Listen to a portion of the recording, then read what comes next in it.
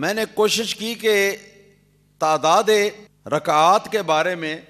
چاشت کی نماز میں جتنی حدیثوں کے اندر تعداد کا ذکر آیا ہے میں نے ان کا وزٹ کیا. جو بحیثیت مجموعی نتیجہ آیا وہ یہ تھا کہ کم سے کم جس نے 2 رکعت پڑھ لی چاشت کے وقت میں 2 رکعت نفل پڑھ لیے اس کو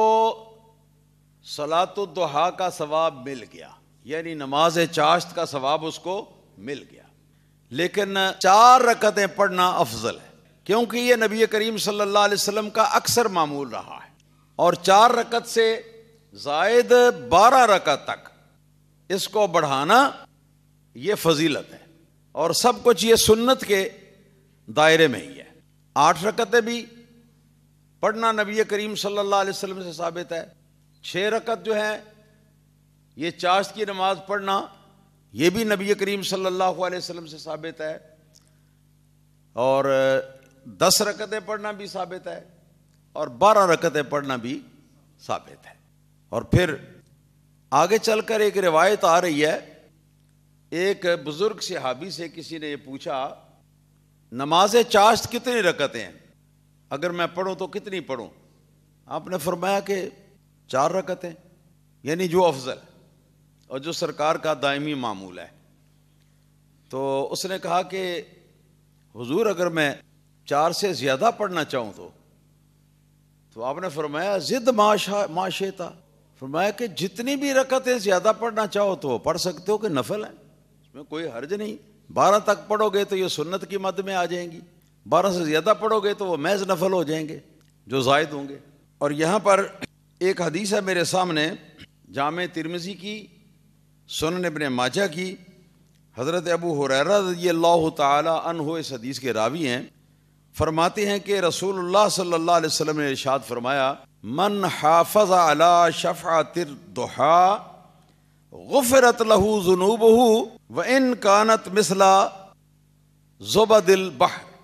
فرماتے ہیں کہ رسول اللہ صلی اللہ علیہ وسلم نے ارشاد فرمایا کہ چاشت کا 2 گانا، نماز چاشت کا 2 گانا یعنی 2 رکعتیں، جس شخص نے ان پر محافظت کی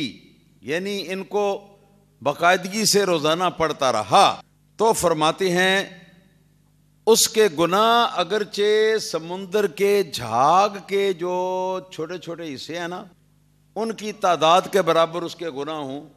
تو وہ سارے کے سارے گناہ جو ہیں وہ معاف کر دیے جاتے ہیں. اسی طرح محدث امام ابن العدی اپنی الکامل میں فرماتے ہیں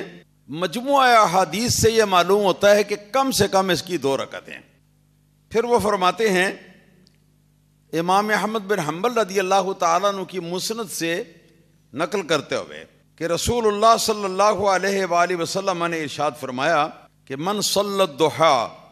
سنتی عشرۃ رکعۃ، جس شخص نے چاشت کی نماز 12 رکعتیں پڑھی بن اللہ لہ قصرا فی الجنہ، اللہ تعالیٰ اس کے لیے جنت کے اندر ایک بہترین محل تیار فرما دے.